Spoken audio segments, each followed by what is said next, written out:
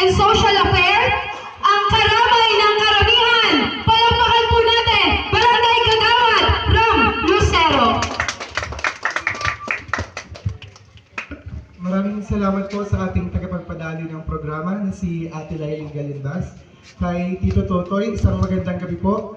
Kay sa kapwa ko LGBTQ na chairman po ng 44, si Chairman Paloma Enrico.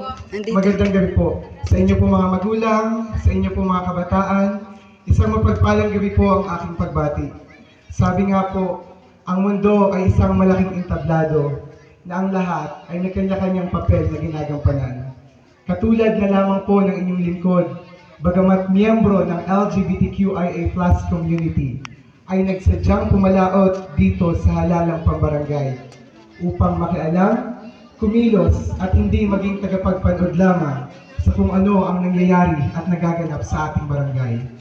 Mga minamahal ko pong mga magulang, mga minamahal ko pong mga kabataan, kung ako po ay pagbibigyan nyo ng pagkakataon na makapagbigay ng serbisyo dito sa ating barangay, nais ko pong tuunan ng pansin ang isa sa sakit ng ating lipunan. Ito po ay ang kakulangan sa edukasyon ng dahil sa kahirapan. Nakakalungkot man pong isipin sa isang kagaya ko na future educator ay maraming kabataan na hindi kayang makapag-aral sa kolehiyo nang dahil po sa hindi kinakaya ng kanilang mga magulang.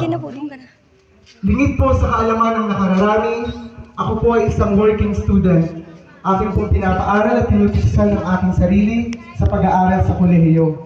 Kaya ramdam ko po ang hirap na nararamdaman ng mga kapwa ko working student.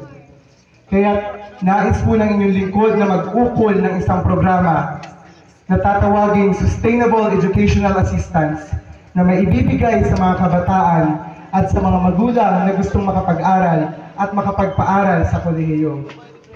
Ito po ay sa ating bagong magiging barangay council at ng non-government organization na aking pong lalakarin kung sakali po ako ay pagbigyan nyo ng pagkakataon na makapagbigay ng serbisyo dito sa ating barangay. Pangalawa po, sa aking tutuunan ng pansin ay ang ating mga mahal na senior citizen. Nais ko pong magtaguyod ng isang programa na tatawaging Home for Elderly Program. Nais po nitong matutukan ang inyong mga kalusugan, dinggin po ang inyong mga hinaing ukol sa inyong pangangailangan. Dahil naniniwala po ako that they are one spark in the builders of our society.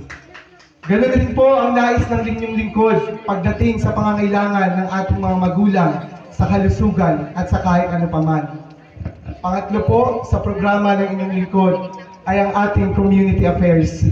Nais ko pong magawa ng mga programa at aktibidades na talaga namang magiging epektibo at kapag-ipakinabang. Ito po ang mga programang walang ibang nais kung hindi ang makatulong at nang makapagbigay ng serbisyo sa ating barangay. Upang sa susunod po ng mga taon ay mas lalo pa pong maging progresibo at maunlad ang ating barangay.